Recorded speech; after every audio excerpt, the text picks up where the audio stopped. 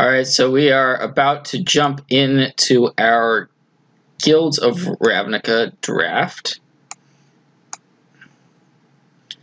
And let's see what we have. Okay. So, first pack, every booster is going to have a gate, at least one. We have two. We're not going to be taking the gates first, of course. They're later picks once we know what our colors are. I am not really interested in taking... Most of the commons are kind of not cards we're going to consider first pick here. Nothing really stands out amongst them. So looking at our rare, we have Dawn of Hope.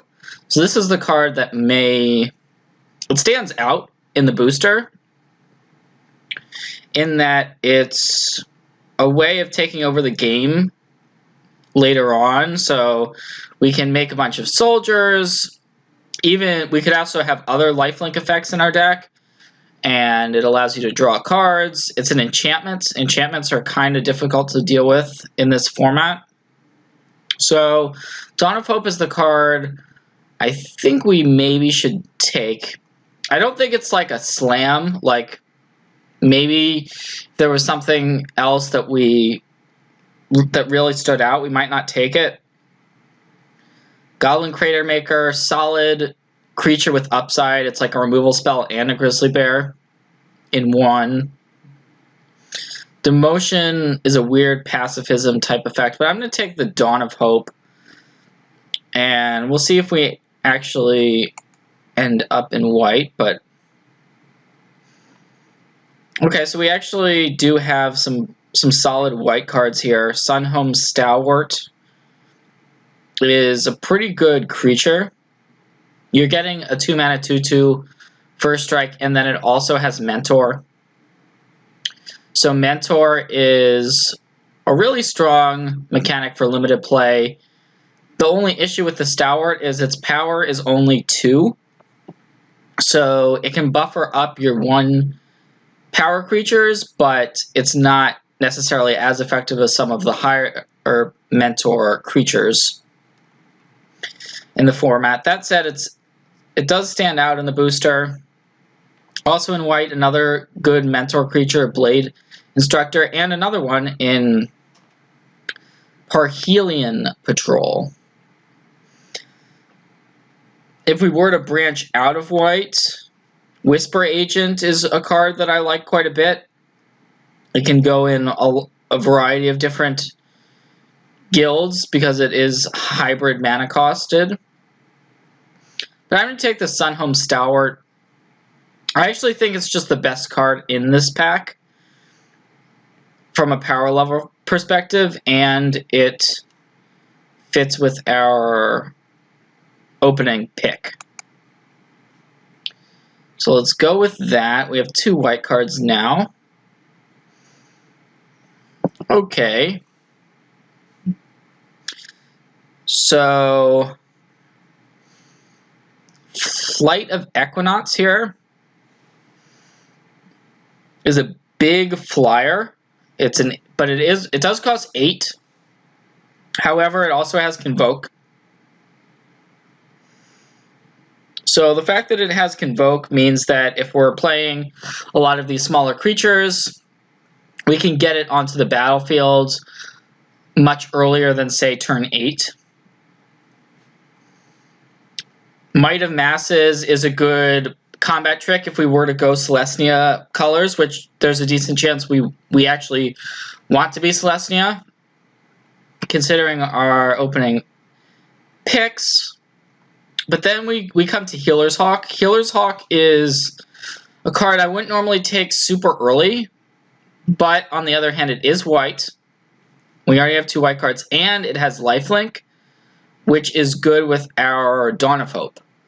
So say we can have, and it's also good with the Sunhome Stalwart, because Sunhome Stalwart can only mentor onto 1 power creatures, and Healer's Hawk does have 1 power. So from that perspective, the Healer's Hawk actually could be quite good in the deck we're trying to draft. The Patrol is good, solid card. Probably the best card in the pack is Watcher in the Mist. It's a 5-mana 3/4 flyer. When it enters the battlefield, you surveil 2.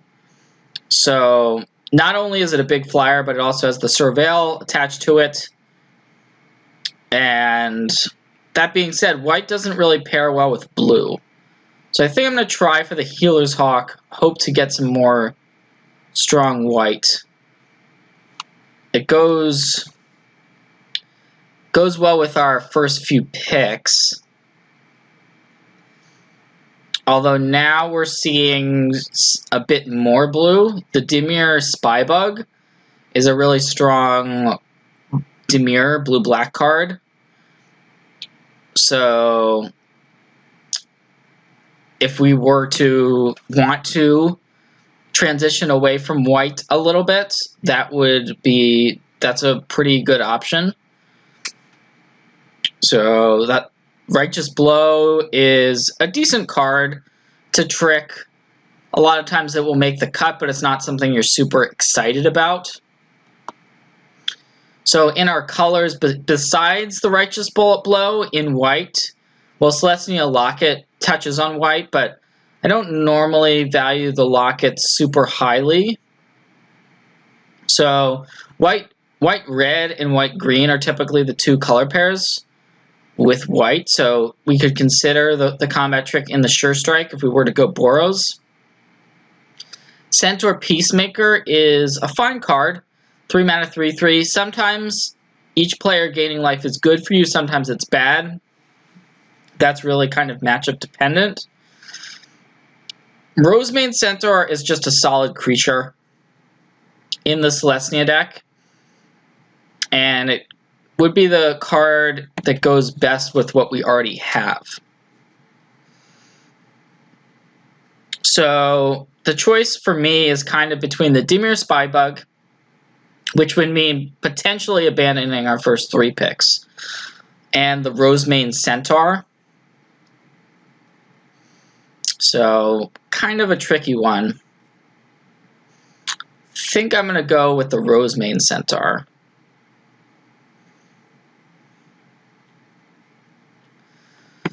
All right, so, and you know, sometimes you don't just get hooked up right off the bat, and we're not really, we got our first couple picks, yeah, we took some strong white cards, but now things are getting a little bit dicier. The Ledev Guardian, not really that good, not a great card, just a 4-mana 2/4, sure you can convoke it out on turn 3, but I really like Sky Knight Legionnaire, so I feel like we want to take the Sky Knight Legionnaire and possibly still go Boros. That'll leave us with kind of a white base, and we can either go red or green with it. Muse Drake is also good, one of the stronger cards in the pack if we had gone the blue direction. The Celestia Guildgate, if we knew we were Celestia, we might consider that, but I'm going to go with the Sky Knight Legionnaire because we could still very much be Boros.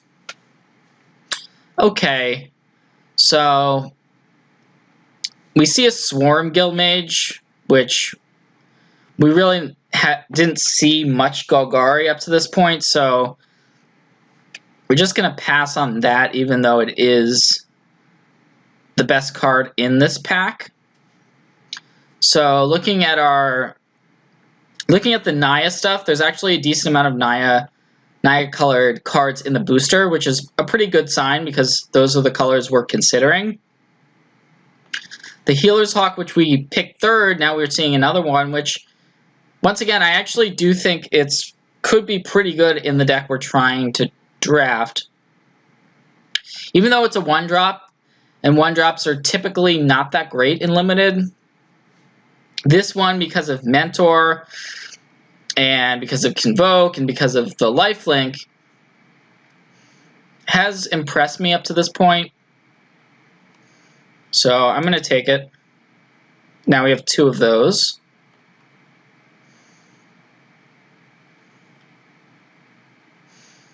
So kind of just narrowing ourselves down to the Naya colors. Not really, especially cards that aren't super excited in the blue and black. So for me, Graphitic Punch, it's playable, not exciting. Same with the Wario Copy, just kind of a medium creature. We could take the Guild Gate, as Guild Gates are pretty good if you want like 1 or 2 in your 2-color decks. But Iron Shell Beetle is also solid, and it works well with our Healer's Hawks, just making a 2/2 lifelink. It's a 2-drop, works pretty well with Convoke, so I think we go Beetle. Alright, well, Sprouting Renewal is a very flexible card. It does have Convoke, and it's like a naturalize or a creature, which is reasonable. Whisper Agent is good, but doesn't work with what we're trying to do. Take Heart is a fine combat trick, so that is definitely a consideration. I don't think Hunted Witness is as strong as the Healer's Hawks, which we already have. So for me, the Boros cards are the others to consider, Hammer Dropper and the Boros Guildgate. But I think I'm just going to take the Take Heart here, because it can go with Boros or Celestia. It's just a flexible card. And we're almost leaning Celestia because we have 2 green cards and only 1 red up to this point. So this was our opening booster that we're now seeing again. Demotion is still in the pack. That's a pretty good sign. This is a card that is good if you're being very aggressive and you care about stopping your opponent from blocking. And our deck looks to be pretty aggressive. Iron Shell Beetle, though, is also another solid creature.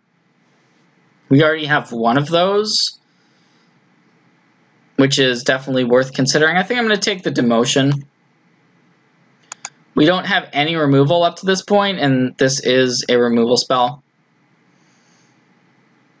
And this pack is not what we wanted to see, but at the same time, there's only 6 cards left in the booster.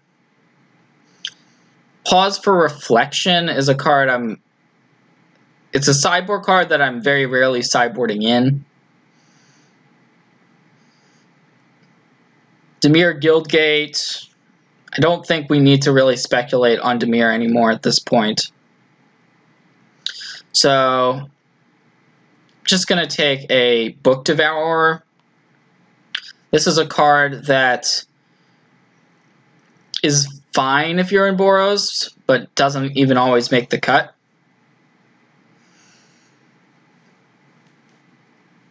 And here I like Maniacal Rage. Maniacal Rage being a way to pump up our small creatures. Once again, Healer's Hawk is actually one of the more important creatures in our deck. We can make it into a 3/3 with lifelink. Or you can use this on your opponent's creatures to stop them from blocking. So it's pretty flexible. And okay, so a couple reasonable cards still in the booster. Not really about the Celestia Locket. The Celestia decks normally want creatures to be able to convoke out the big spells, and so the Lockets just don't really fit with that game plan. Urban Utopia can be good if you're like a 3-color deck. I don't think we're going to be 3 colors. We're probably just going to cut the red or cut the green. So Righteous Blow is fine, but Sure Strike is just the better card. If we do end up in Boros, we're more likely to play it. I'm going to take the Selesnya Guildgate. So we're kind of straddling between Boros and Selesnya. Intrusive Pack Beast is actually pretty good. I'm kind of surprised to see it still. As a 5-drop, it can allow you to get in a pretty big attack, and it's a creature. So, first pack went pretty decently, but now we're looking at this booster. This booster is not really what we wanted. So, we have Runaway Steamkin as our rare, right? We have a lot of white cards, so even if we end up in Boros, we're going to have a decent chunk of our deck that are going to be spells that don't put counters on the Runaway Steamkin, which means it's going to lose a decent amount of its value. This is a card I think is going to be good in Standard, but it might not be good in this deck. House Guildmage, that's Dimir. Invert, an Invent, that's an Izzet card. Silent Dart, pretty medium type removal spell. Not something I'm super excited about. We're seeing a lot of blue in this pack. Watcher in the Mist, along with all of the Dimir stuff. There's actually not that many options for us at all. We've got a Selesnya Guildgate. I don't think Garrison Sergeant is that great, especially considering we don't have any Boros Guildgates. So it's kind of between Selesnya Guildgate and the Dissident. I'm just going to take the green 2-drop. Yeah. I'm going to take the green 2-drop, hope for better options in this booster. And we do have some better options. We've got a Hazda Marshal, which also creates lifelinkers. One of our best cards is still the Dawn of Hope, and we've got some synergy around it. Hazda Marshal could be part of our plan of just playing a lot of cheap creatures. Blade Instructor is also a solid card. So for me, it's between the two white cards. The green Wild Ceratok, just kind of medium vanilla. And then the red creatures are unexciting to me. So it's between these two. And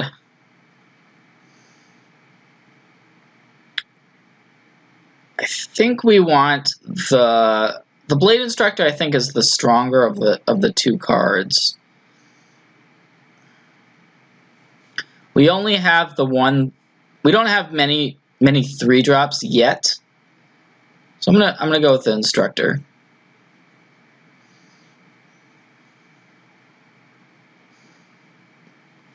Well, Price of Fame is just a premium removal spell that is not in our colors. That is the card that stands out the most, but there's also an Inspiring Unicorn. And this is a pretty good card. We know we're going to be an aggressive white deck. That much we know for sure. And 4 mana 2/2, it attacks as a 3/3, so already it's a decent rate. And then the fact that it pumps the rest of our creatures, for sure we want it.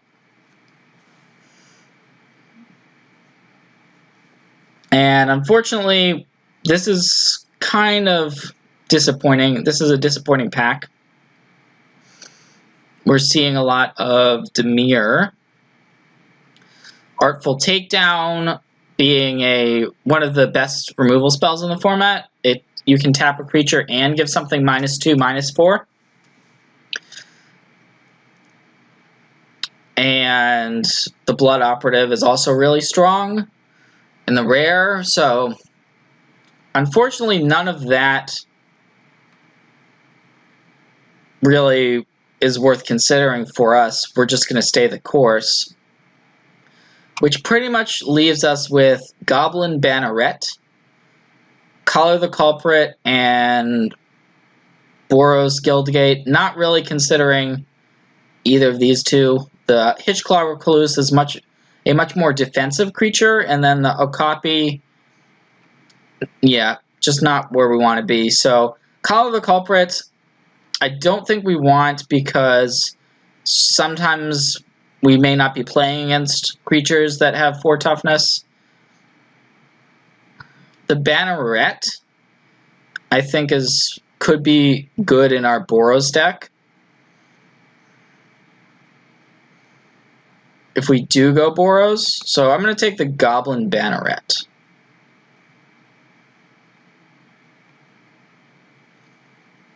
So we have a flower and a split card here, Flower and Flourish. And it's not the best split card, but it is a split card that allows us to either search for a land to fix our mana or to pump up our team. And both of those effects are pretty useful in Celestia. Samala Woodshaper is also a strong card, but it's not super aggressive, and I think even if we do go Celestia, we're going to be the more aggressively oriented version of the Celestia deck, and I don't think this is as good in that deck. Barging Sergeant is a very reasonable 5-drop mentor creature. And Intrusive Pack Beast, we already have one of them, but once again, they are one of the best ways to push through damage later in the game. We haven't really seen a great reason yet to commit to either red or green, which is weird because we're midway through pack 2 already, and we haven't committed fully to our colors. I think we just want to take this Intrusive Pack Beast. It's going to fit in either deck that we draft, and here we're seeing quite a good Boros creature and Boros Challenger pretty late.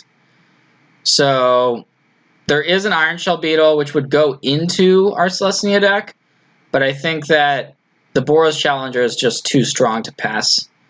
And Swathcutter Giant is fine, but 6-drops are not what we're prioritizing. So we take the Boros Challenger.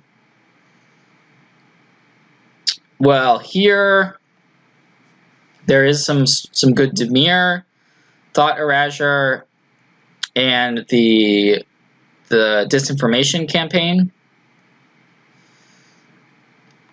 But we're going to go between the Pack Beast and the Cosmotronic Wave. So the Pack Beast, we already have 2 of them, so now it's kind of a lot of Intrusive Pack Beast, but I'm going to take it because I do think the card is really solid. And wow, this might be the best booster we've seen because of how late this Sky Knight Legionnaire actually is for us. It's the best card in the pack, and I think this now puts us into Boros. So we're gonna move the green cards to the board. I think we've finally settled on being Boros. And now we just kind of have to round out our Boros deck. I think that's where we are in the draft. Hopefully we get a few more early creatures, I think is what we're looking for the most. Maybe a spot removal spell. Silent Dart can be removal. Celestia Guildgate. I don't think we're really going to play any of these. Yeah, none of these excite me. Okay, there's the Hasda Marshal, which we saw and we were actually considering, and now it wheeled. That's a great sign. And we're sticking to our aggressive game plan by taking it. Nothing really for us in this booster. Oh, okay. Boros Guildgate, that's perfect. We wanted one Guildgate, and we got it. Candlelight Vigil, I normally side this card in against decks without a lot of removal. It can be nice, but I'm not going to main deck. We're not going to be main decking it. Gird for Battle. It's possible we want to put it in our deck because we are quite aggressive. Alright, so we don't have an amazing rare. Just a Temple Garden for our troubles.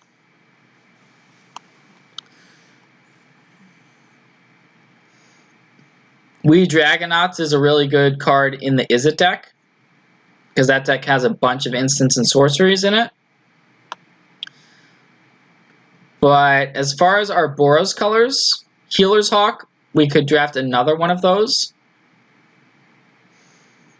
Direct Current is a pretty good removal spell, and we can jumpstart it.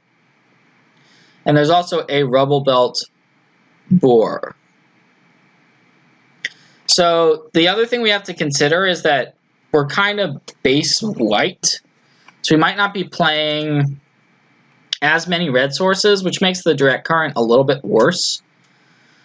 So I think we want to either take another Healer's Hawk or a Rubble Belt Boar. The Boar being a card that can pump up our smaller creatures is pretty valuable. And the Hawk just allowing us to have that really strong early game presence.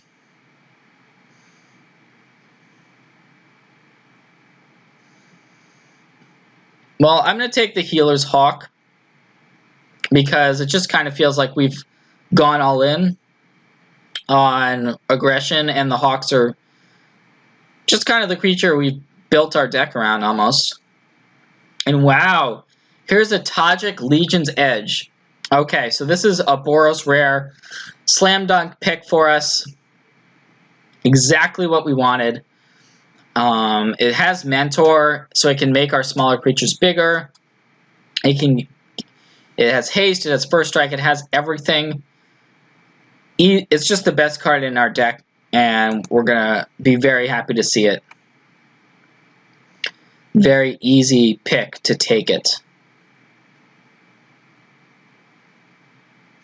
We do want another 2-drop, and I think the Skyline Scout is better than the Shieldmate. This being, it can have flying, so it gives you that evasion. And so this is the pick for us. Ladev Champion is a very strong Celestia card. Had we gone that direction, we might have taken this, but for us, it's just an easy Skyline Scout.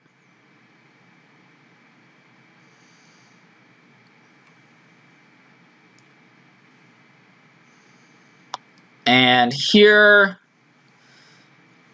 there is a Shieldmate, not the most exciting 2-drop.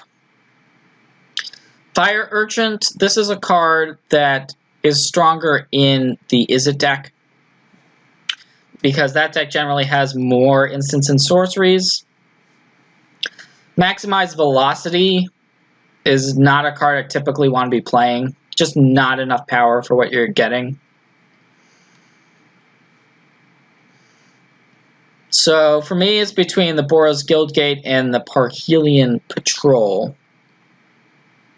If we look at our deck, we're almost there in terms of playables.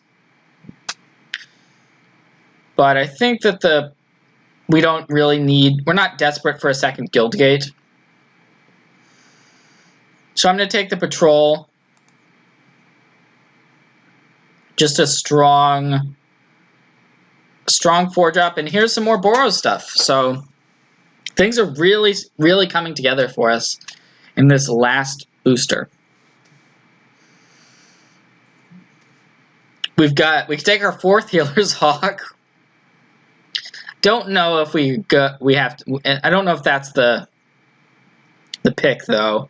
There's a Sky Knight Legionnaire, which is just a really strong card. Really nothing bad to say about that one. We already have 1 Take Heart, pretty solid pump spell, and a Hammer Dropper. Hammer Dropper's quite good as well. I'm just going to take the Sky Knight Legionnaire. Now we have 3 of those and 3 Healer's Hawks. And the hits keep on coming. Wow. So we have a lot of good choices in this booster. Don't think we can eliminate the Garrison Sergeant. We can eliminate the more expensive creatures. We already have a bunch of Pack Beasts. We're not going to take another one of those. Color the Culprit. I've kind of expressed, it's almost more of a sideboard card. Can be main deckable, but it's not one of those premium removal spells like, say, Luminous Bonds. It's not really that. So I think we're going to take a 4-drop creature, being either the Unicorn or the Rubble Belt Boar. Both cards pump our team, and both have different merits, actually. That I'm not positive on what the correct pick is. We already have 1 Inspiring Unicorn. So do we want to take another one? Or do we just take the Boar?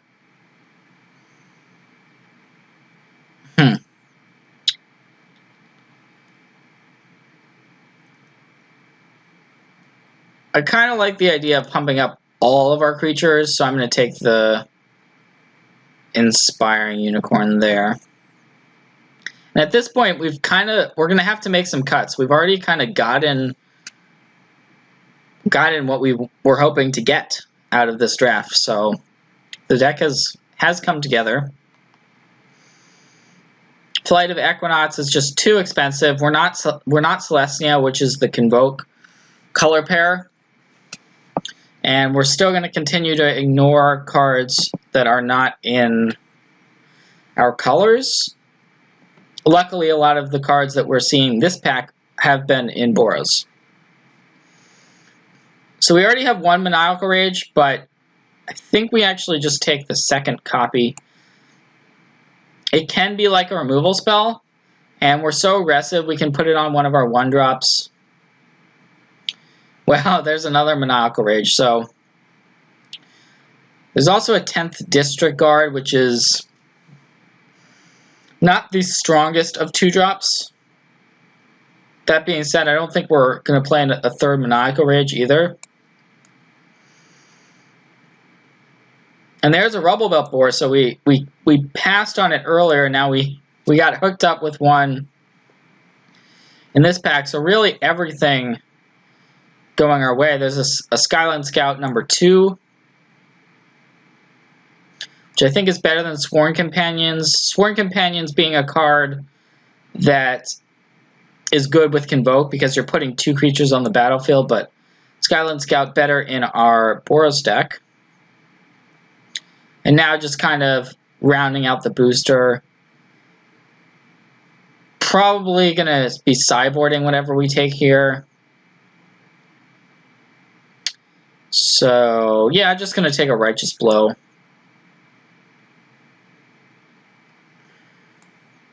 And, oh my gosh, there's our 4th Healer's Hawk. I think we have to take it, right? I mean, are we going to play 4? I mean, there's also a Gird for Battle. This has been a crazy draft. All right. Well, we'll take it. We'll take this Collar the Culprit. We got a number of multiples in terms of our deck, so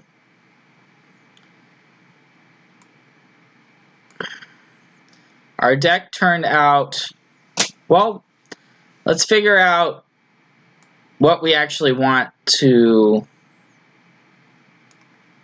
play here.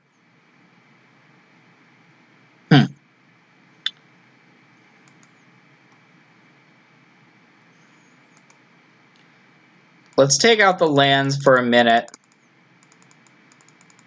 That's going to allow us to kind of hone in on our spells. This is the sideboard right now. These are the cards that, yeah, we drafted. We were in Selesnya early in the draft, kind of in it, but that really never fully took off. So we know we're in Boros. Have to make some cuts. Think we can cut the Book Devourer. That was kind of a random pickup we got earlier on, but it's just a 6-mana creature. And we may even be playing 16 lands in our deck. So with the low mana curve, yeah, I think we can for sure cut a Book Devourer. We have 3 Pack Beasts, which I do like Pack Beasts, but don't think we need 3 of them. So we'll put 1 in the sideboard for right now. At 4 drops, we have 2 Inspiring Unicorns, Parhelion Patrol, and Rebel Boar. Okay, those are all pretty good. 10th District Guard, I think, is a pretty easy sideboard cut. Just our weakest 2-drop. It's mostly just a Grizzly Bear when it comes in and gives a creature +0/+1. That's not necessarily going to be that relevant. Gird for Battle is a card I haven't really played with yet. The nice thing about it is that it can pump up our Healer's Hawks.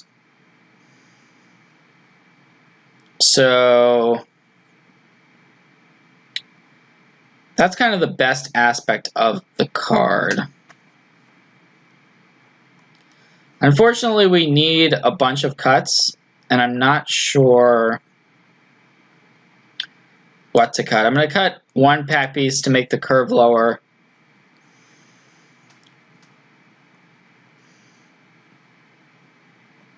I kind of want to try Gird for Battle, but we need some cuts. Demotion is a fine removal spell.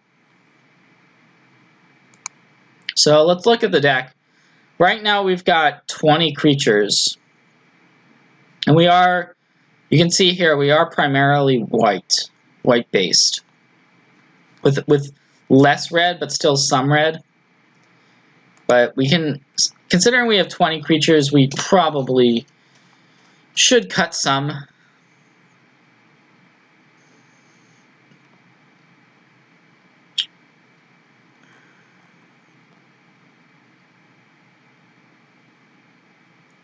Healer's Hawk is one of those cards where I keep going by it and it's like, do we really want to cut a Healer's Hawk? To be honest, I'm not sure the answer to that. Maniacal Rage. It's normally a card I like to start. I think we can cut the Demotion or one of the Maniacal Rages because they're both they're similar effects. Sure, we'll cut 1 Maniacal Rage. You can still potentially get blown out a little bit with this card.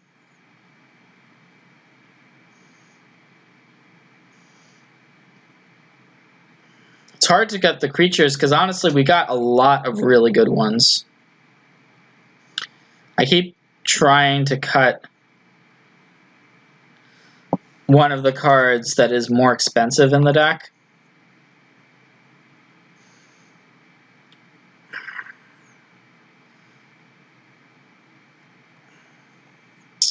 I mean, it wouldn't even be crazy to play. I think a lot of people would think it would be crazy, but it wouldn't be crazy to play 15 lands.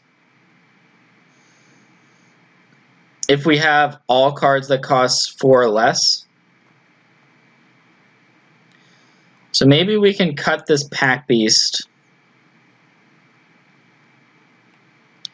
And if we cut the Goblin Banneret, that leaves us with mostly white cards.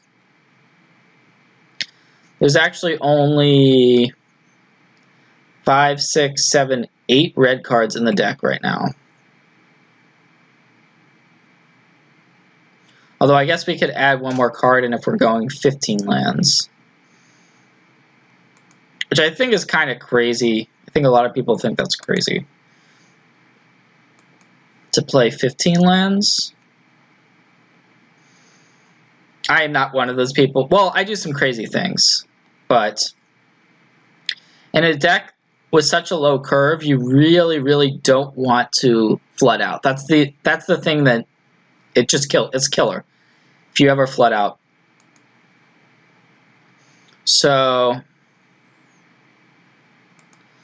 all right. Well, I think this is where we want to. I think this is what we want to do. So we can add some planes to our deck. Well, let's see what the suggestion is here. They are suggesting 11 planes and 5 mountains. Well, we're not going to go quite that far.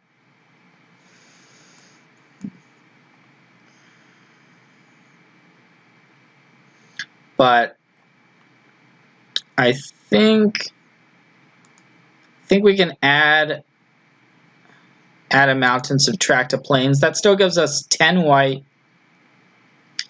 and 7 red.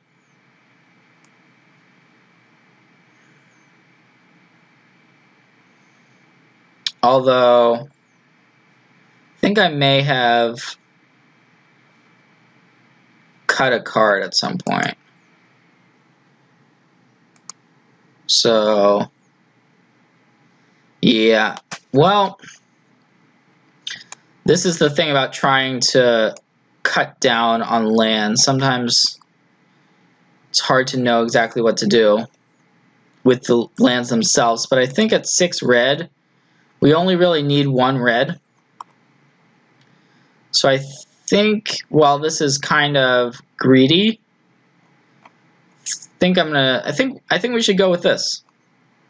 So this is the 15 land build with, I mean, we have, if you're going 15 lands, you better have a lot of cheap stuff.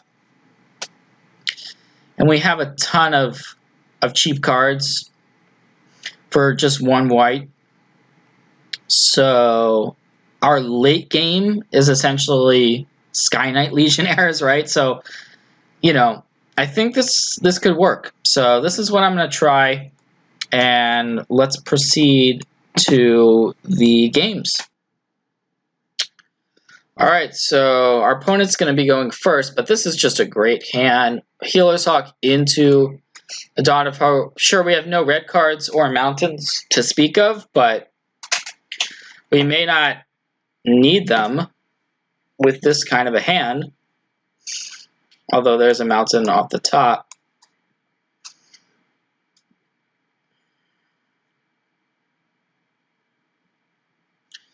And we also have the Sunhome Stalwart. It looks like it is a Boros Mirror.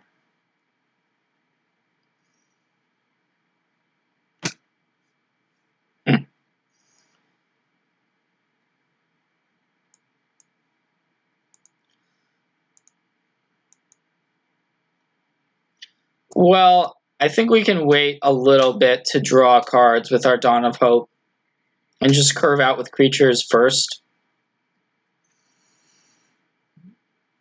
Okay, Swiftblade Vindicator. That's a pretty solid 2-drop.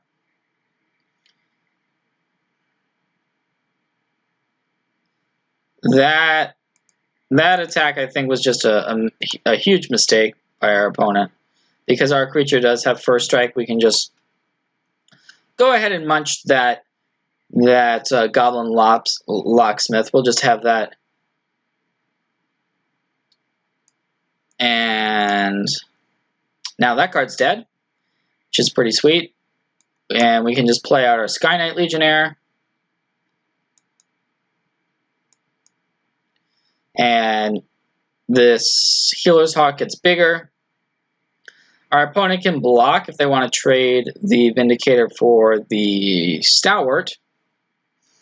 But it looks like they will decline that trade and instead take 6.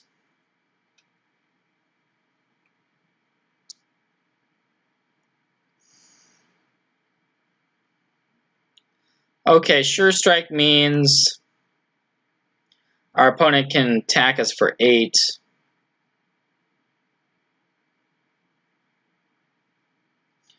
And there's an Inspiring Unicorn. Well, we haven't actually, weirdly enough, needed to play our Dawn of Hope.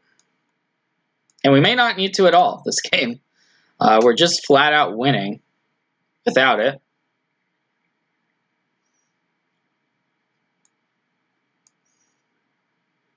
And this Inspiring Unicorn means we're threatening just a lethal attack on our next turn.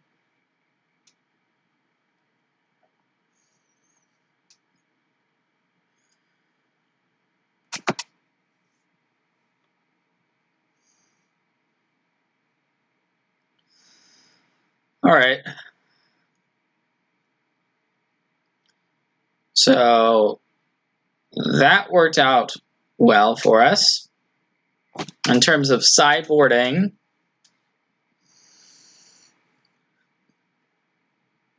we know we're up against a Boros deck.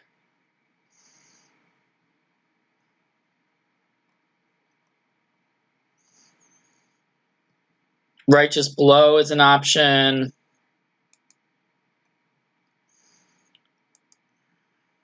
That maybe we would want.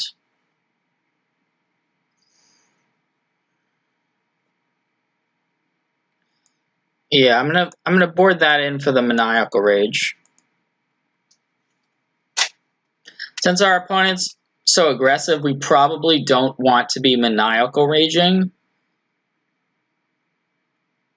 our opponent's creatures, and so we didn't see a lot of our opponent's deck. We don't know how much removal that they have, but Righteous Blow just could get us pretty far ahead. We actually have it in our opener.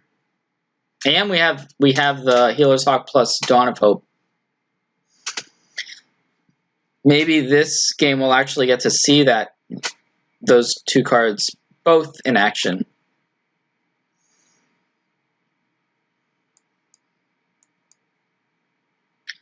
So let's get that Hawk out there on the battlefield.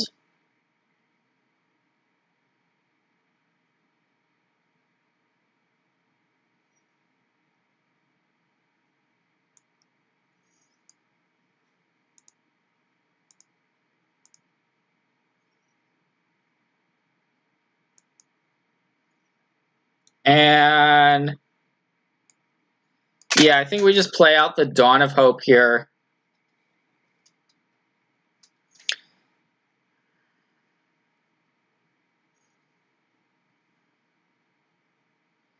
So Torch Courier, really not worried about that one too much. So now we can start drawing cards with our Dawn of Hope.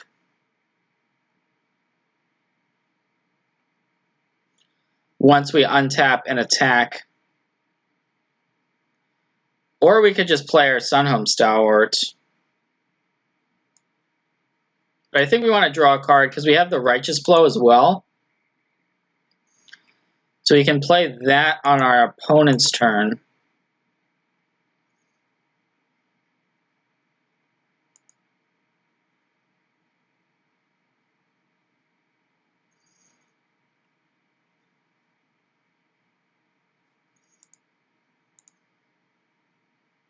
Okay, we drew a Plains. That's actually a great draw for us. We needed our 4th land.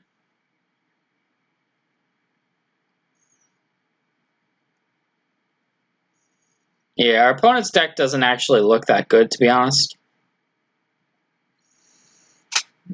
Our version just seems like a better Boros deck. I'm going to play this Righteous Blow to get rid of the fresh-faced recruit on our opponent's side of the battlefield.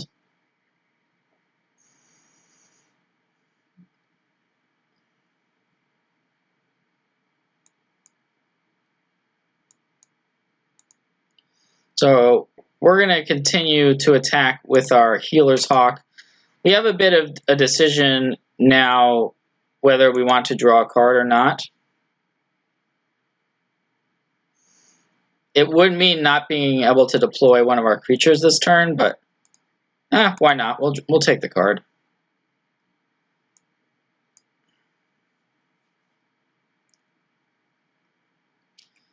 So hard to decline drawing cards.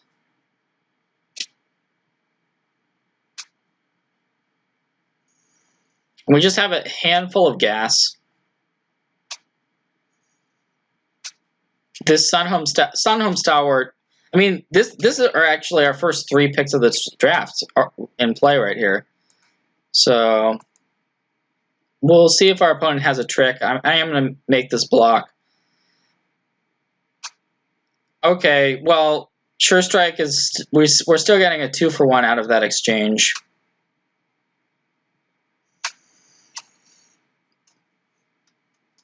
In our opponent's defense, not really too much they can do.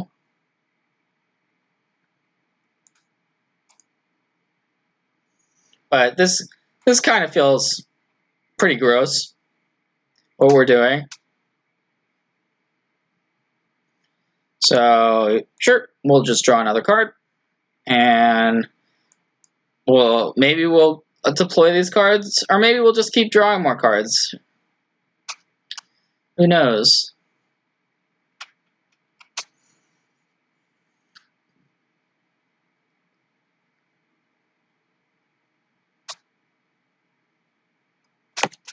Our opponent finally made it to land number 3, so we made it to land number 5.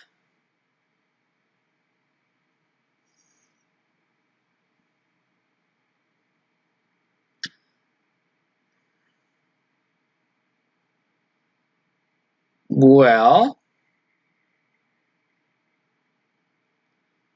I'm going to play out this Sky Knight Legionnaire.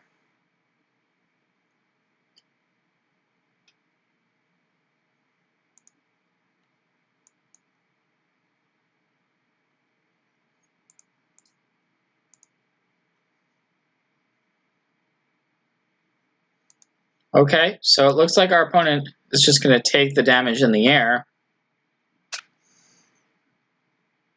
And, well, we happen to have 2 mana to spare. So we'll take that card.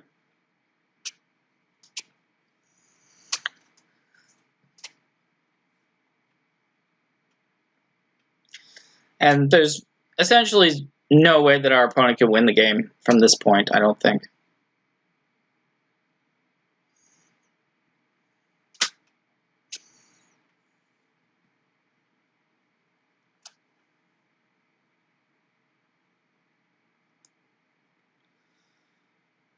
Sure, we'll just go to combat.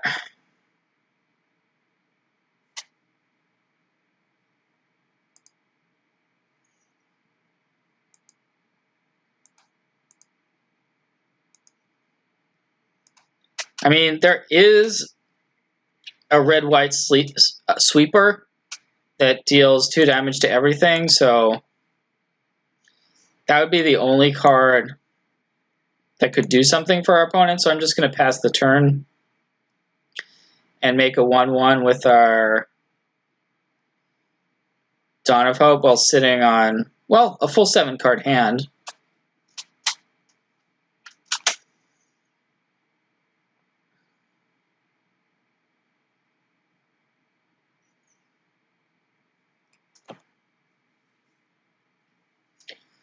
Okay, Hammer Dropper, that's fine.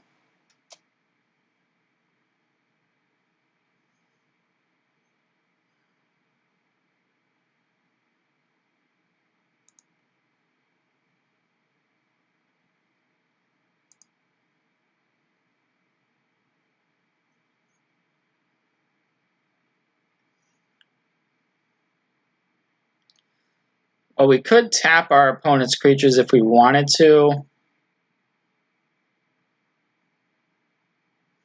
Let's see, we have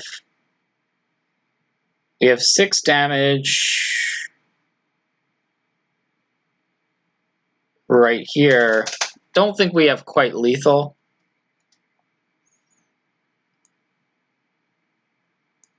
I'm going to play out the Rubble Belt Boar.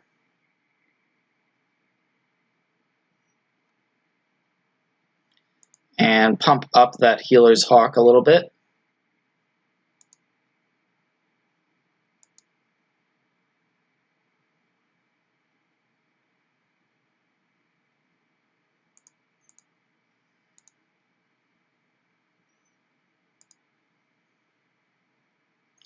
Kind of want to end this game with 7 cards in hand, which is certainly an achievement that we can unlock.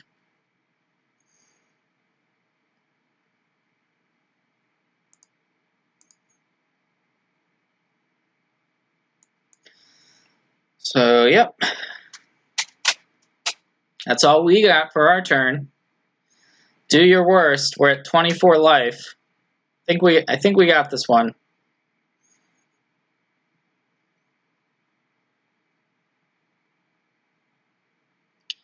Luxodon Restore is going to mean our opponent goes up to 9. Sure.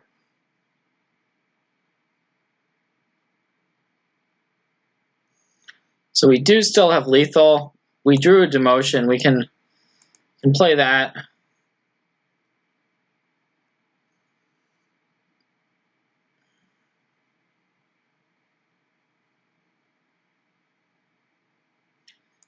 Play our Sky Knight Legionnaire.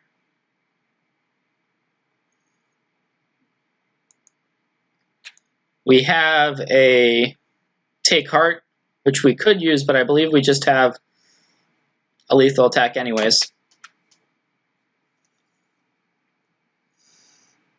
And so that is going to be the match.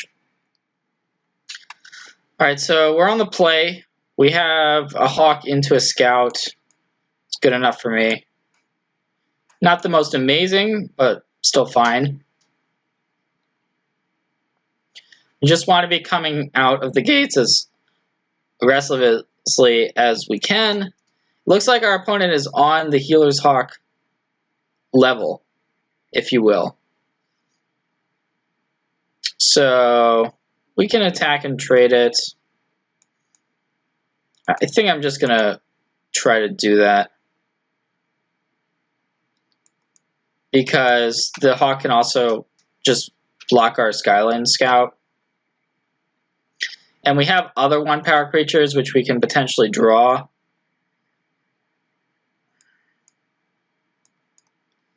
So here,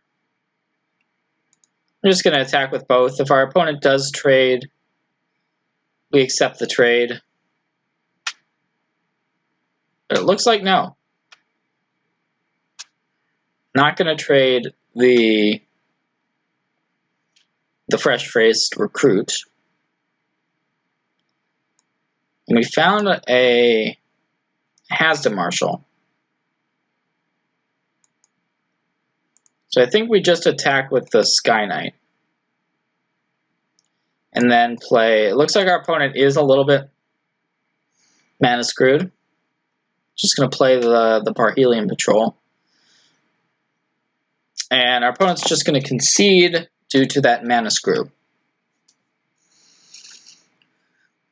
Well, we saw multiple Healer's Hawks from our opponent. Pretty likely that our opponent's in Boros. Once again, a card worth considering is this Righteous Blow. Based on what we saw,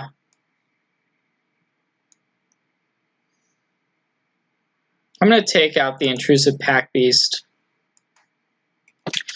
because it doesn't seem like our opponent's going to be... doesn't have a lot of defensive creatures, so the Pack Beast loses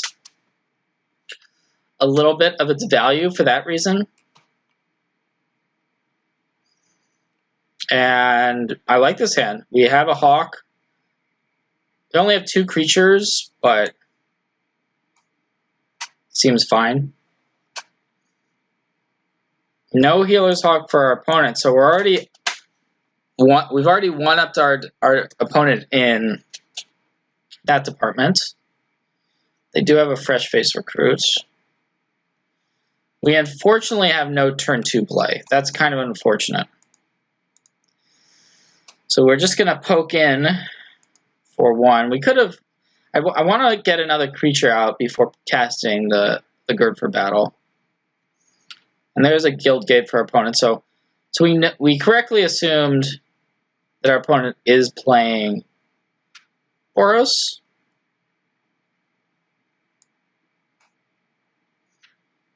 And...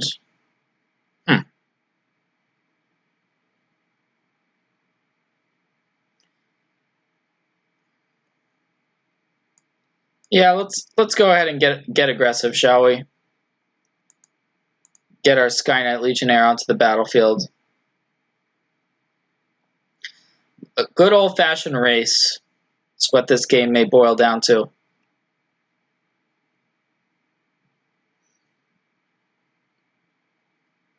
Hunted Witness. Sure, that doesn't have flying. Well, I think we just try to bash our opponent in the air.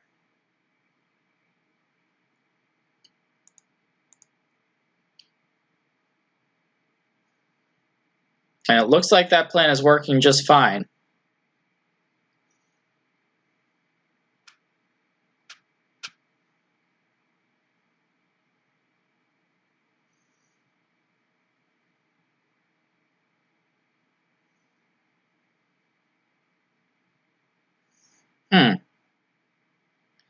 Our opponent has 5 mana up. Maybe they have some sort of a trick.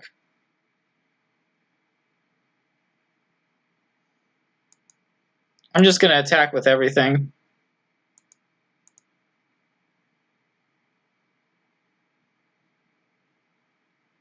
Yep, there's a Righteous Blow. So that's going to take care of one of our Sky Knight Legionnaires.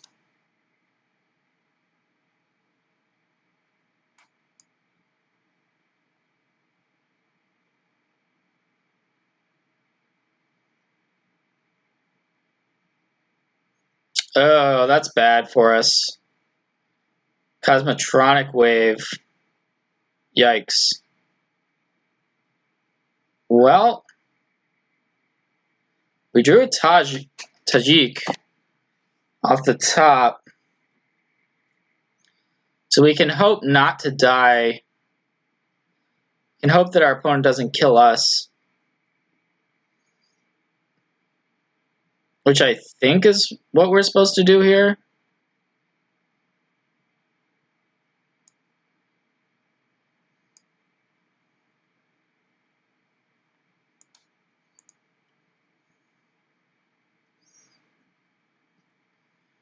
So our opponent's at 2 now. There are some cards that would kill us, like Sure Strike. Would be good. Oh, yeah, our opponent did have the Sure Strike, so maybe he could have navigated that game better if we had cast the Gird for Battle earlier. That sucks. Well,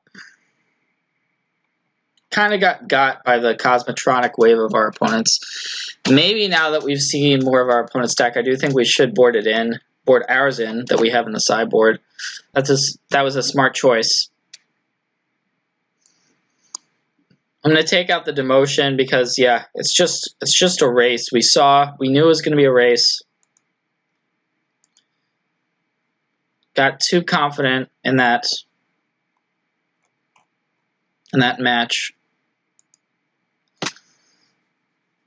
But I do think we have the better deck for what that's worth.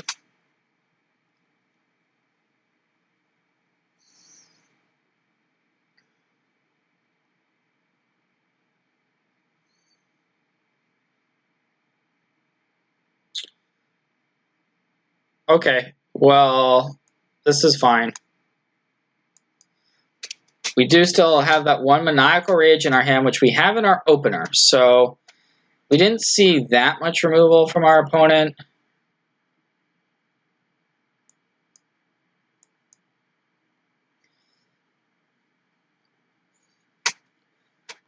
Our opponent's deck does seem pretty similar to ours.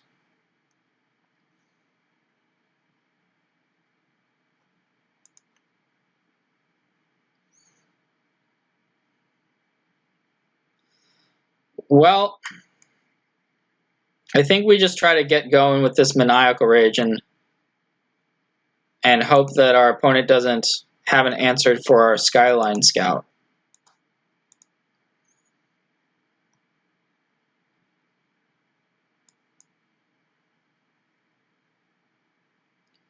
Which is not a terrible plan, considering what we saw in the last game. Okay. There's a fresh-faced recruit.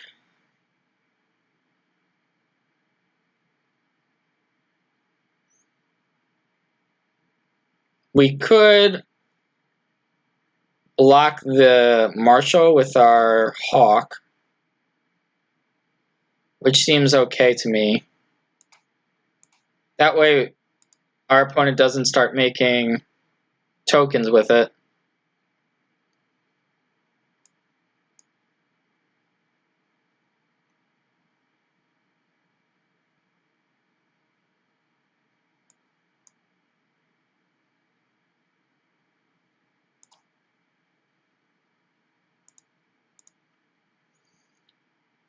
So we're threatening 6 damage. Our opponent is not going to block, so they're at 10.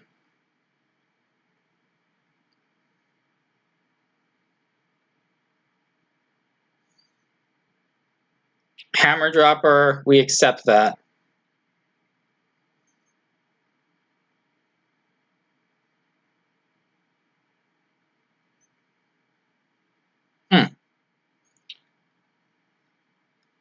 I think we just attack with everything. And we have to give our guy flying, of course.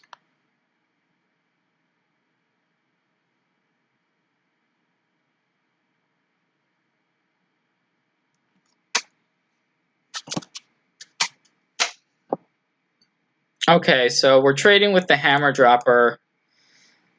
And we're kind of still all in on the Skyline Scout plan.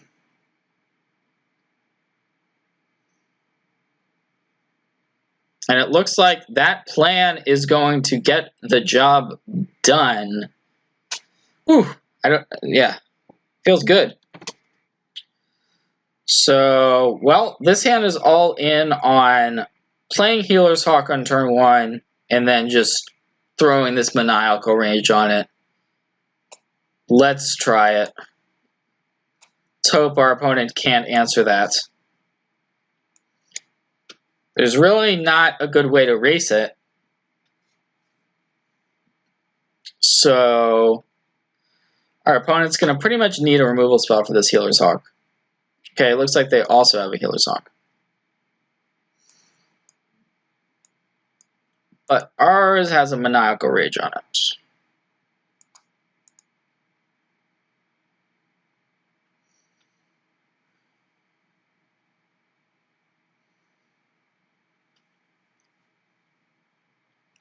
Okay, it looks like white-green. That's good.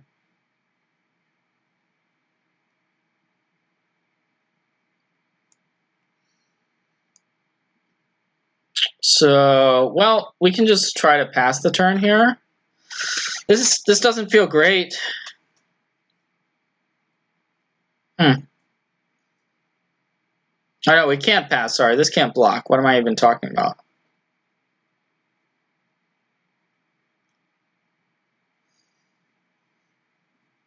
We could use the Gird for battle, but I don't think we want to do that.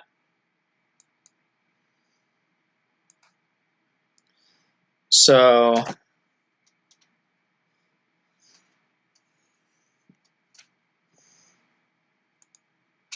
So this was the way that our opponent could potentially race us. Their deck looks pretty solid.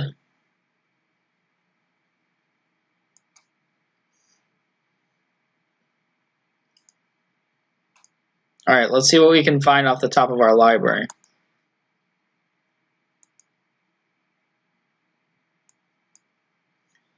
Well, gonna get in there. We're ahead in the damage race, but not at all ahead on what's on the board.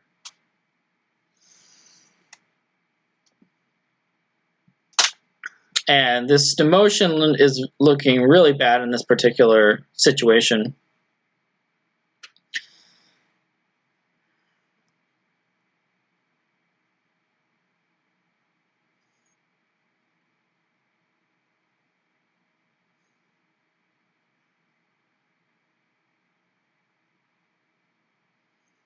Oh wow, there's a Nullhide Barracks. That card is sweet.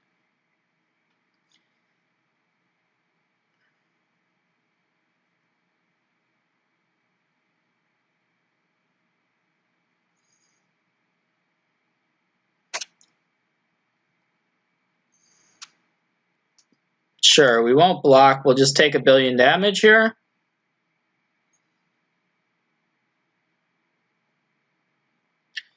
We found a Skyline Scout.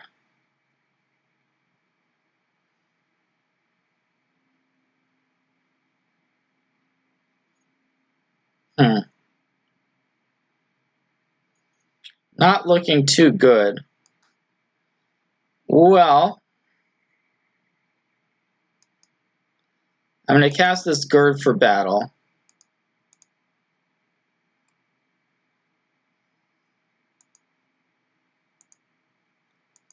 So we can attack with our Healer's Hawk.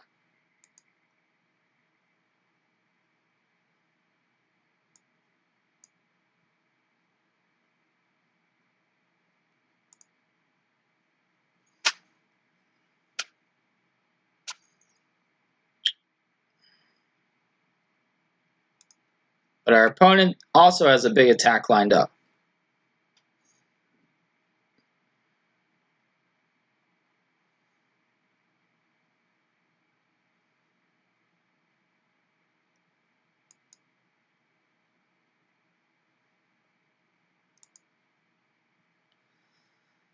Okay, so I think we want to put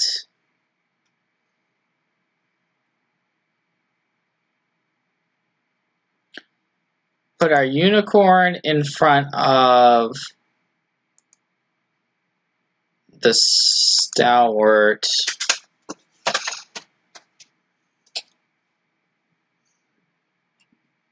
And then, yeah, we'll put the Skyline Scout in front of the lifelink creature. Still, unfortunately, taking a ton of damage.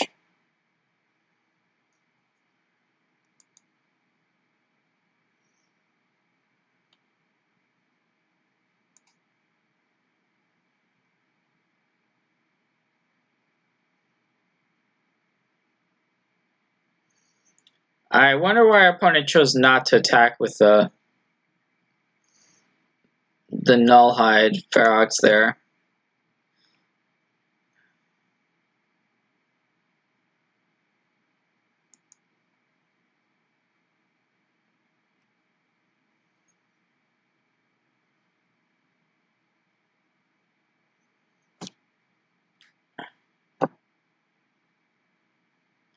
Yeah, alright, we're just going to concede here. Go to the next game.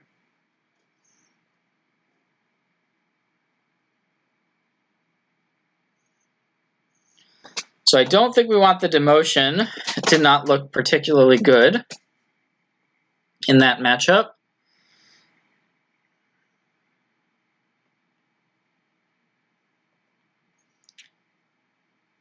Righteous Blow seems like a nice removal spell.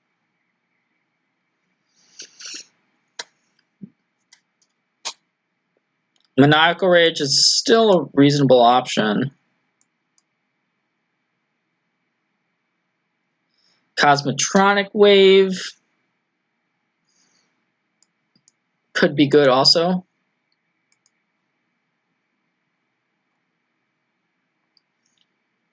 Yeah, I'm gonna cut our Intrusive Pack Beast. Just trying to be super, super aggressive.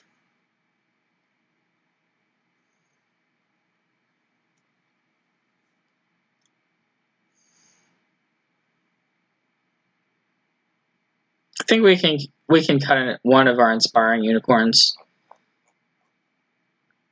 Our opponent has a decent amount of ground creatures, so we're primarily just trying to win in the air.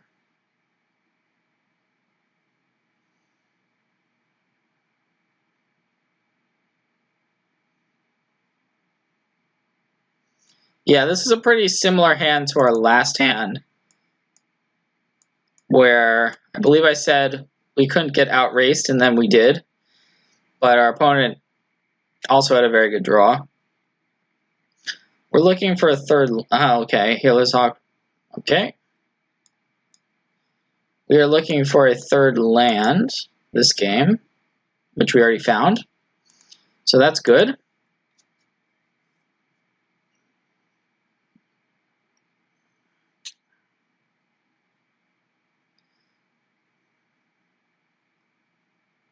Okay, that's not as scary of a 2-drop as the first striker that our opponent had last game.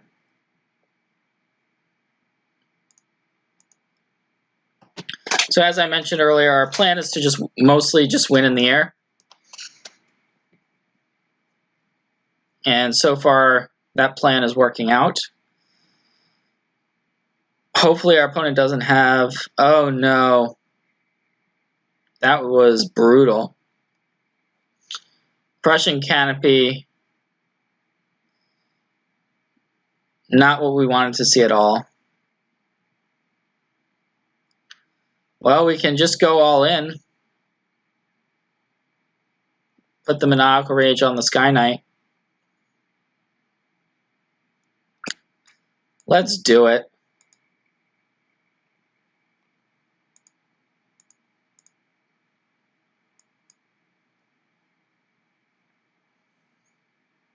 Our opponent has a removal for this creature. Well, that's just going to be so very, very sad.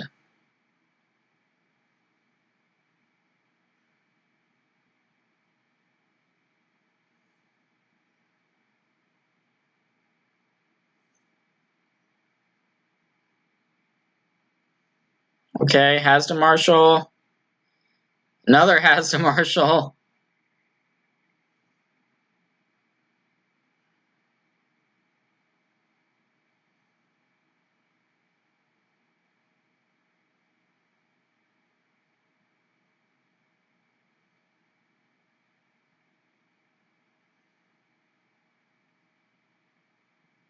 So our opponent's down to 2 cards here.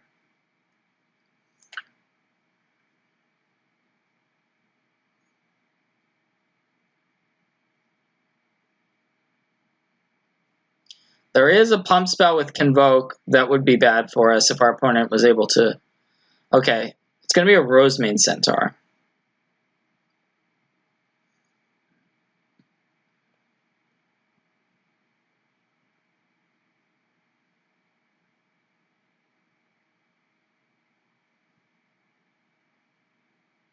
I think we're fine with trading Hawk for Hawk.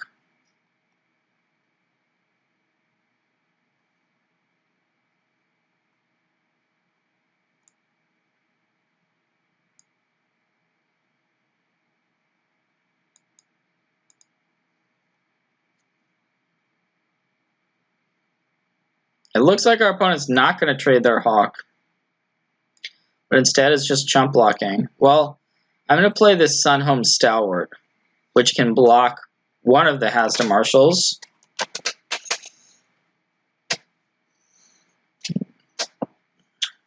Opponent's down to only 1 card, so that's good news.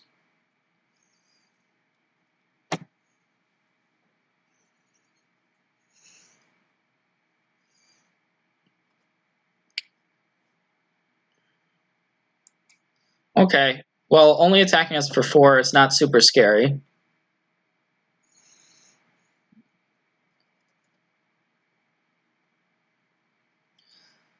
Might have thought our opponent... I thought our opponent was going to attack with more creatures. Oh, but there is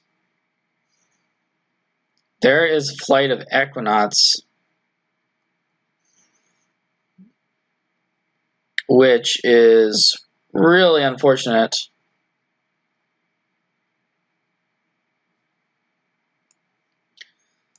Can't get through it right now, so we have to just pass.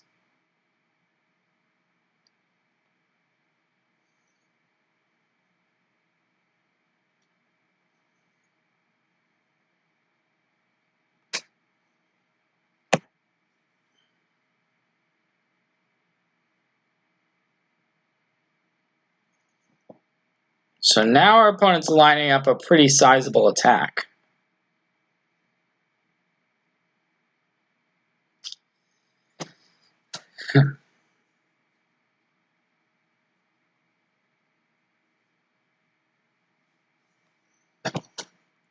So both the Hazda Marshals are going to trigger. You have a free block essentially on 1.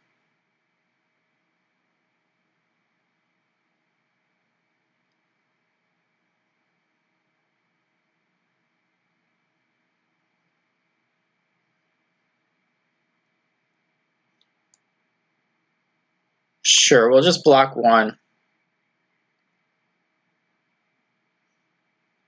Not looking too great. We can play out this Rubble Belt Boar.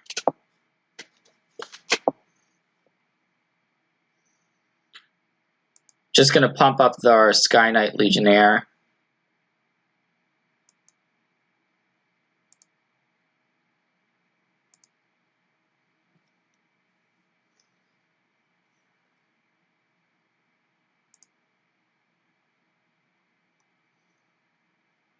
The other option would have been to pump up one of our mentor creatures, but then even as a 5/5, our opponent can block with their 2 flyers and trade off for our Sky Knight.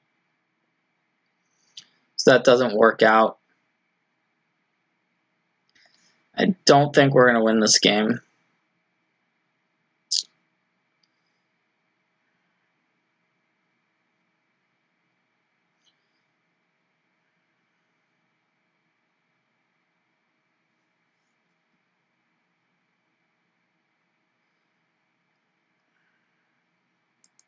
Alright, well, we'll block a lifelink dude and a marshal.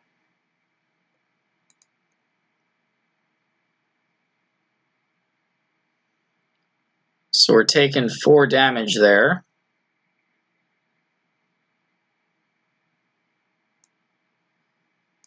And land exactly what we did not want to draw. We just don't have good attacks here. So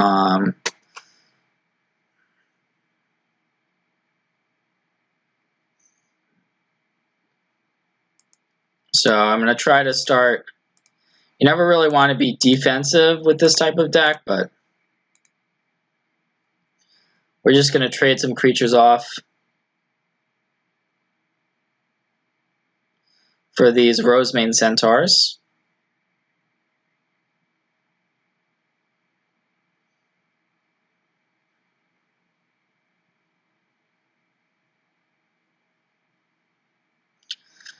Well, the board is a lot clearer.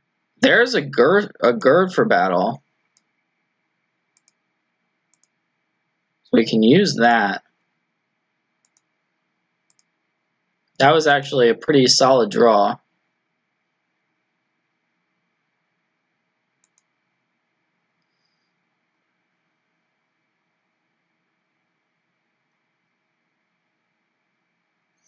Oh wow, Light of the Legion.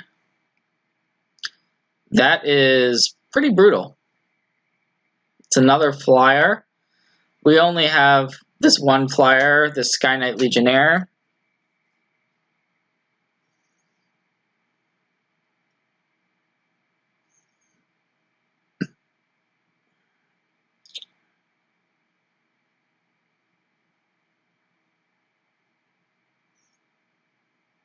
So now we're all the way down to 5.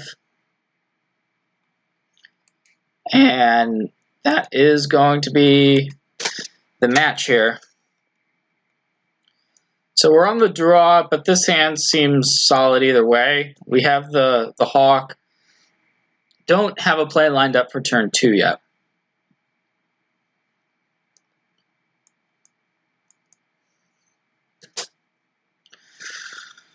Looks like Selesnya is what our opponent's bringing to the table. Okay, we drew a Skyline Scout to play, so I think we do just get that into play and chip in with our Healer's Hawk.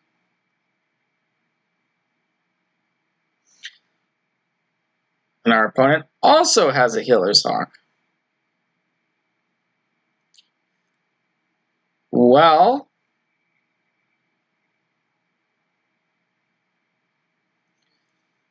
do we want to block here? Sure, I'll block. Against Convoke decks, a lot of times you just want to try to get their creatures off the battlefield when you can. We have this Take Heart. So I'm going to attack and see if our opponent wants to block. Looks like the answer is no. Smart move not to block there.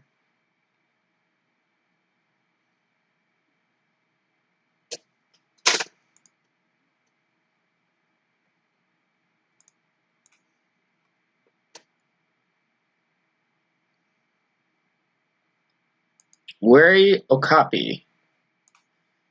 That's fine.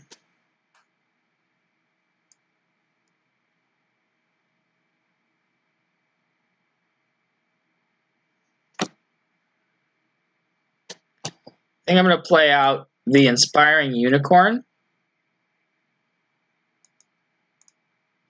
so that next turn we can hopefully get a nice attack in when our Sky Knight Legionnaire may join the party.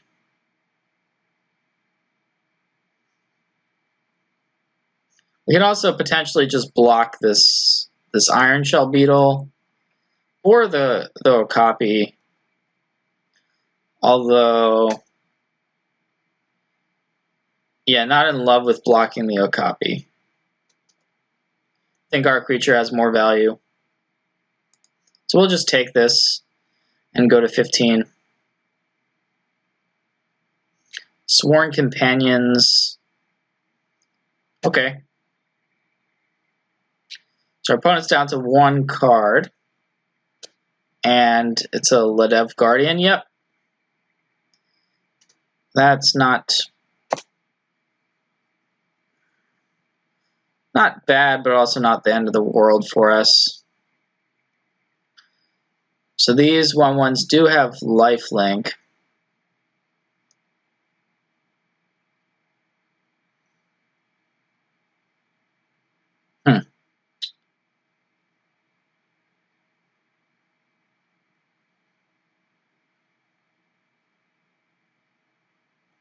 Well, I think I like playing the Gird for battle and attacking.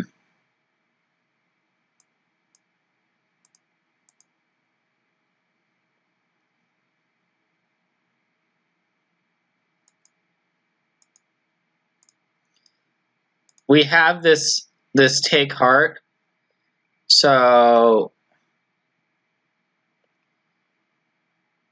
we can use it if our opponent double blocks, and that works in our favor.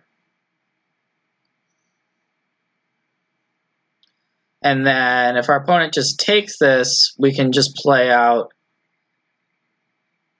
our Sky Knight Legionnaire, which is a pretty decent blocker.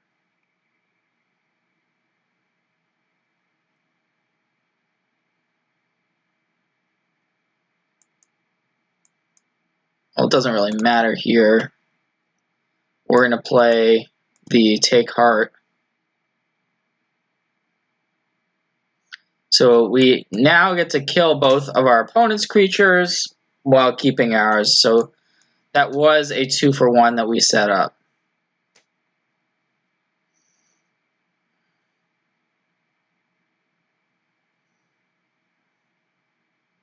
And I like our spot here. Our opponent's playing off the top of their deck.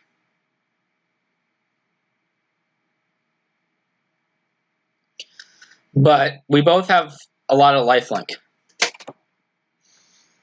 So if our opponent draws a big creature, things could go poorly for us.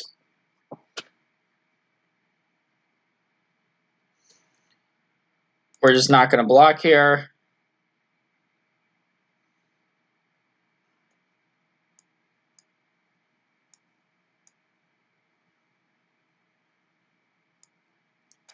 I think we just go in. I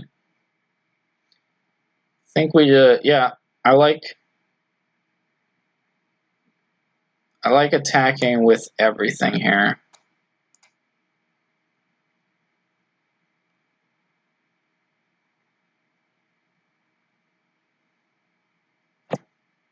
Our opponent can attack us back to gain a little bit of life.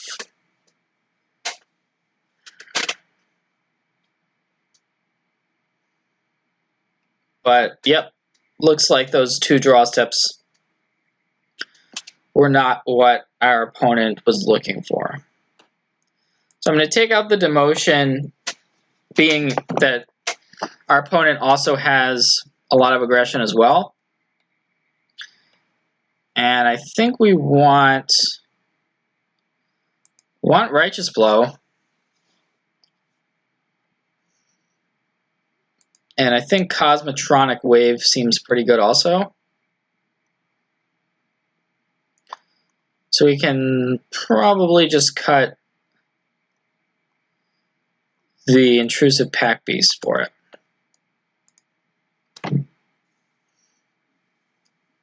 We didn't actually see big creatures from our opponent. So if we had seen bigger creatures, maybe we would board in some more removal, but we did not.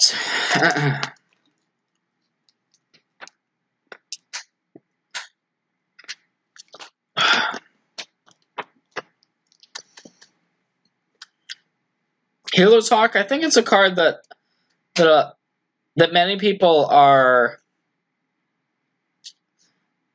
getting the hang of. Look, they're realizing that it's being undervalued a little bit, and you can still get them late in drafts, and it's one of those cards that there's not that many 1-drops in the format. So I do think that it's one of the best 1-drops, if not the single best. And it goes really well with Mentor because a lot of the Mentor creatures only have 2 or 3 power, and it's just a great creature to Mentor onto. Unfortunately, we don't have one in this hand.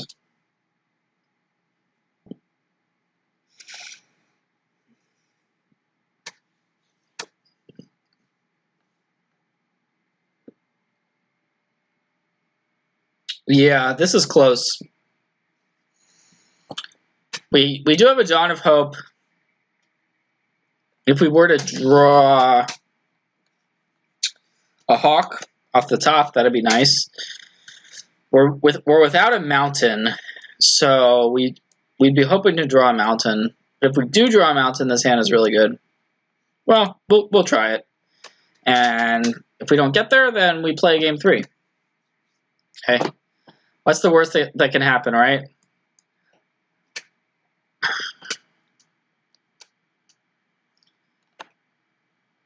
Okay, bada bing, bada boom. There's the mountain. And now our hand looks fantastic.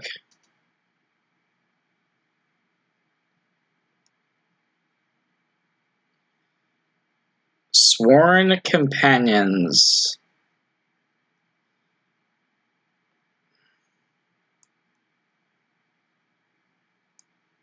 I think we just play out Tajik, offer the trade for these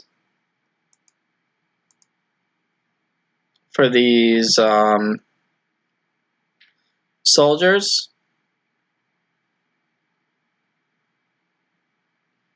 And our opponent probably wants to make the trade, but if they do, it makes cards like our Blade Instructor better, so I think it's fine for us.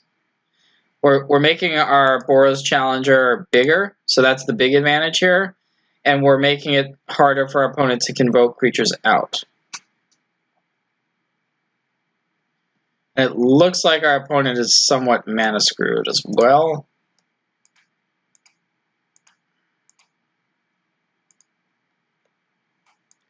So I am going to get the Dawn of Hope out there. Really don't need to commit the Maniacal Rage with our opponent not doing too much.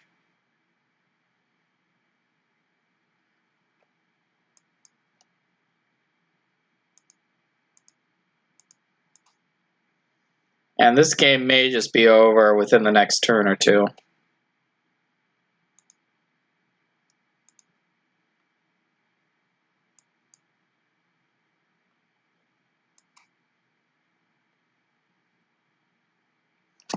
Our hand ended up working out, and our opponent just probably kept a similar hand to ours and just didn't draw what they needed. So that is going to do it for this one. Okay, so pretty solid hand. We have a Hazard Marshal and some Sky Knights. We are in the draw, but yeah, we're going to keep this.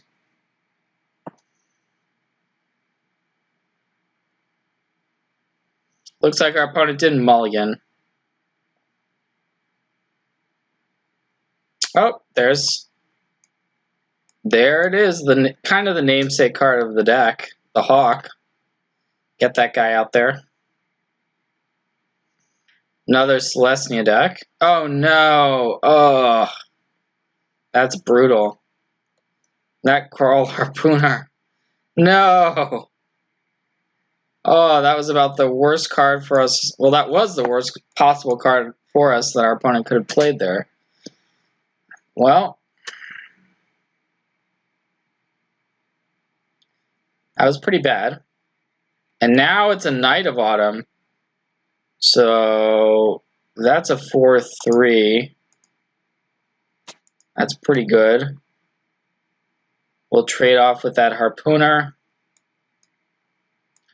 Try to get this Sky Knight Legionnaire beatdown going. Now that our opponent's killed our first two creatures. Hoping that that was all our opponent has.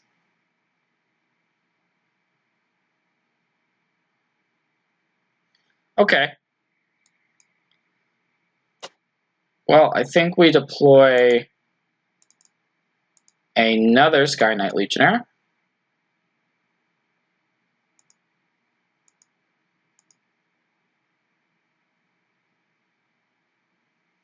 Righteous Blow, that's pretty good. That's going to take care of one of them.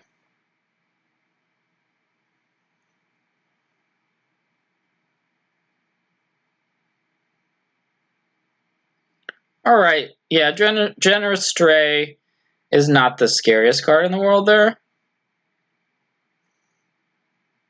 So we're going to take 4. This is a pretty close game, I think. Opponent's only got 1 card in hand.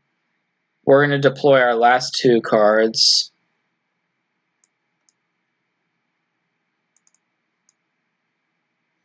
And get in there for 3 damage. So, yeah. See what our opponent's got. If anything. Maybe they don't have anything. We're just going to... Yeah, I think we just take this down to 8. Uh-oh. They do have something. It's a Luxodon Restorer. That's quite good. Yep, that's pretty good.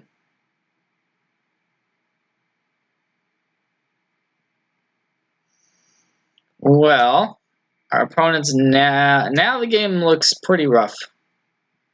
Looks pretty rough.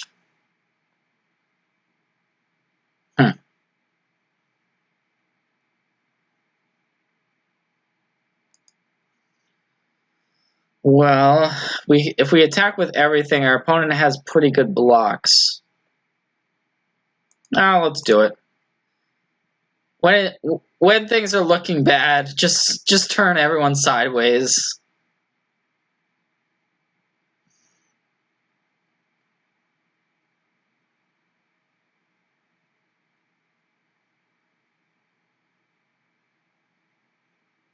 Looks like our opponent found the correct blocks there. We did get a lifelink soldier out of that deal. Sure, we'll just take this down to 3. Okay. Boros Challenger means I think we can survive here. We attack and our opponent doesn't have anything. Maybe we're still in it.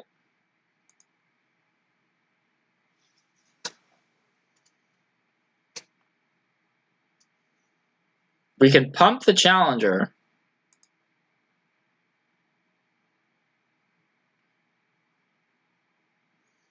So, yeah, I think we just...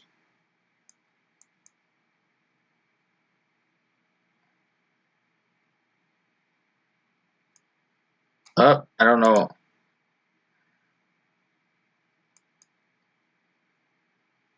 Yeah, okay, so we're gonna pump, and then we are gonna block. So we get that trade. Oh, our opponent found something. Ugh! Come on! Just when things seem like they might be working in our favor, there's a Hitchclaw Recluse.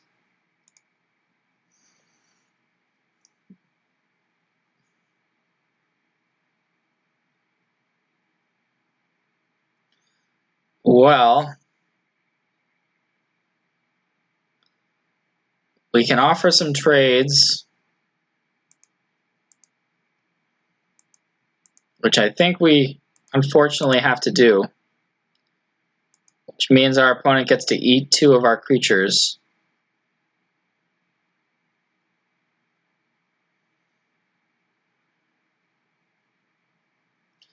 Our board has gotten kind of eaten up.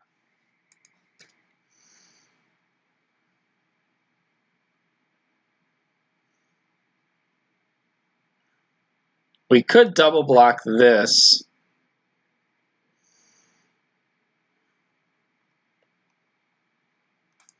Sure, I guess we'll do it.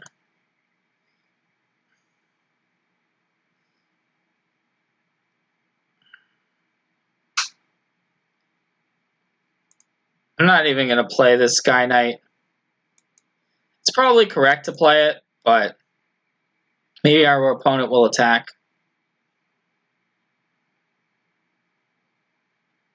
Okay, the Locket can draw our opponent some cards.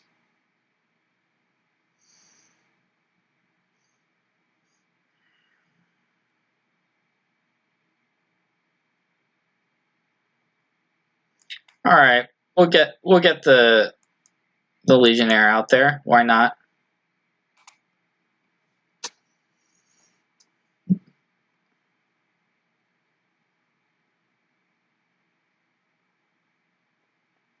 Oh, that's a big boy.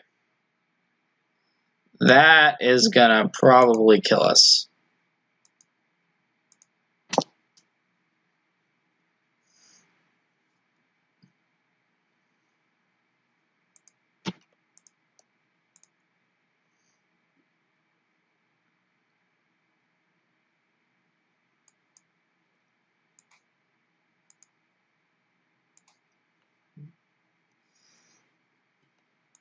Could have attacked there, actually probably should have, because we have this.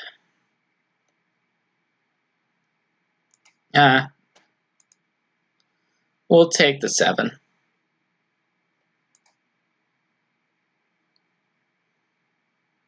Why not? It's just 7 damage, right?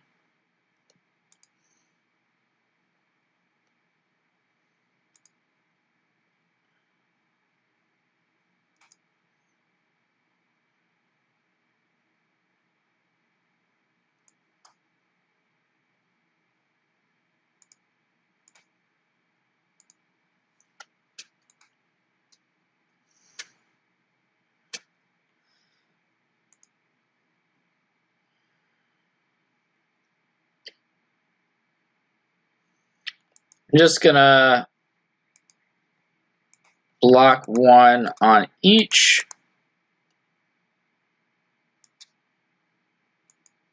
And might as well use the take heart.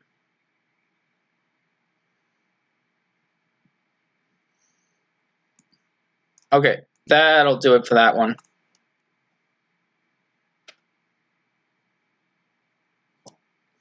So, thinking about sideboarding for this matchup, I think we want Collar the Culprit. It deals with annoying creatures like that Hitchclaw Recluse we saw.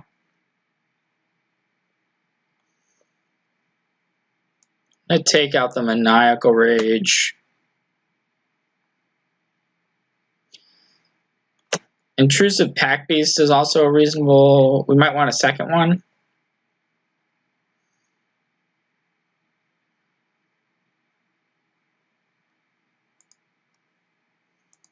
See, wanting a second Pack Beast.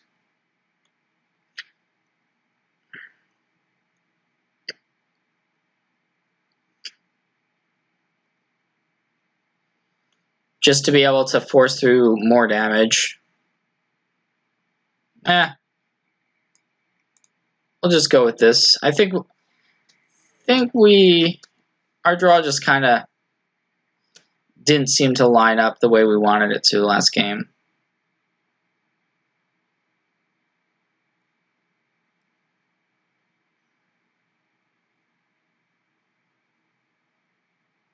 Well, we drew the collar. Keep this.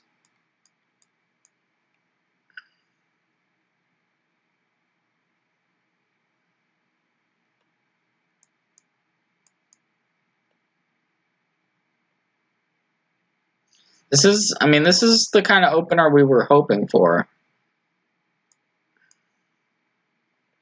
I think we just play out the Blade Instructor.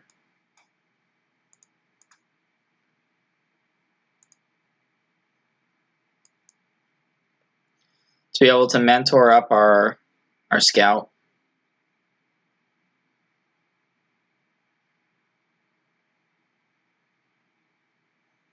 Luminous Bonds, yep, that's going to take care of that instructor plan. It's on to plan B. Just flying attackers.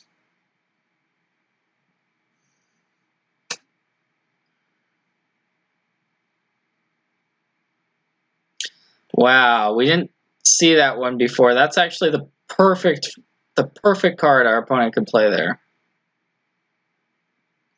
That's brutal. That was, ugh, man. Feels bad. Feels bad.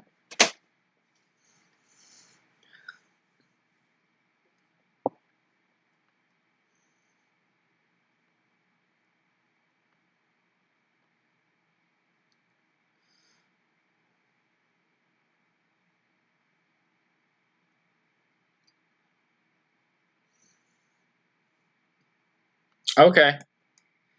Well, we're happy our opponent Luminous Bonds our Sky Knight, so hopefully we can attack with our Inspiring Unicorn. That'd be nice. Sworn Companions, yep.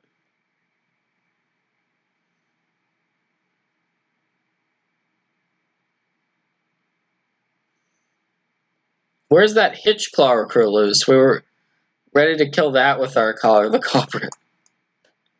Well, I think we attack with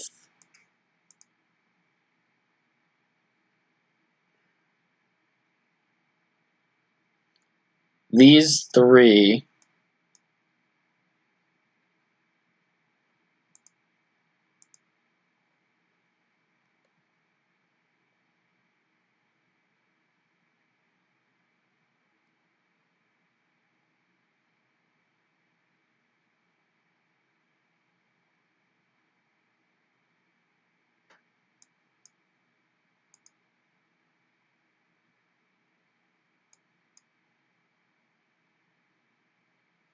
Alright, so we got some creatures off the board.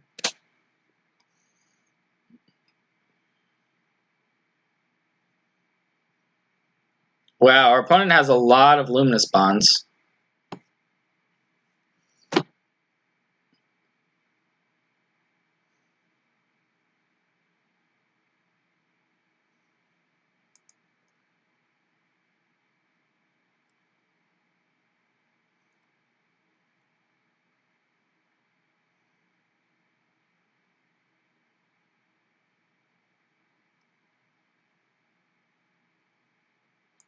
Well, this Collar the Culprit is looking quite bad. I wish I had not boarded it in.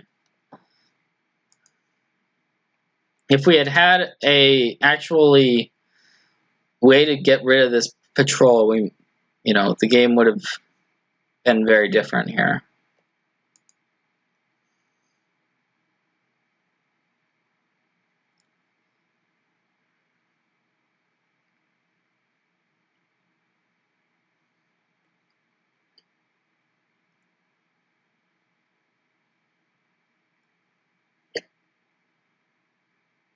Venerated Luxodon. Okay. Well, now we can get rid of that patrol that our opponent has.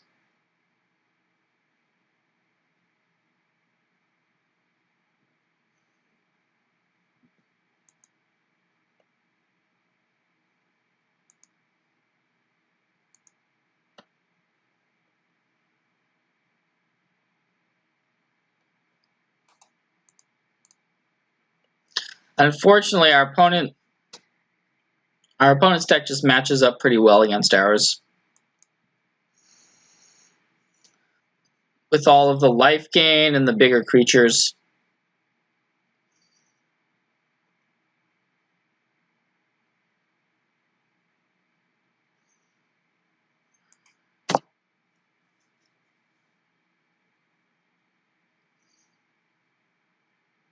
Ugh, Crawl Harpooner.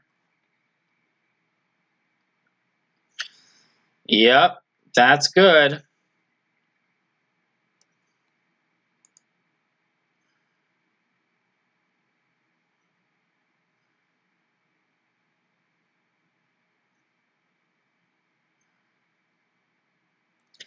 Yep. Well, that's going to be this match.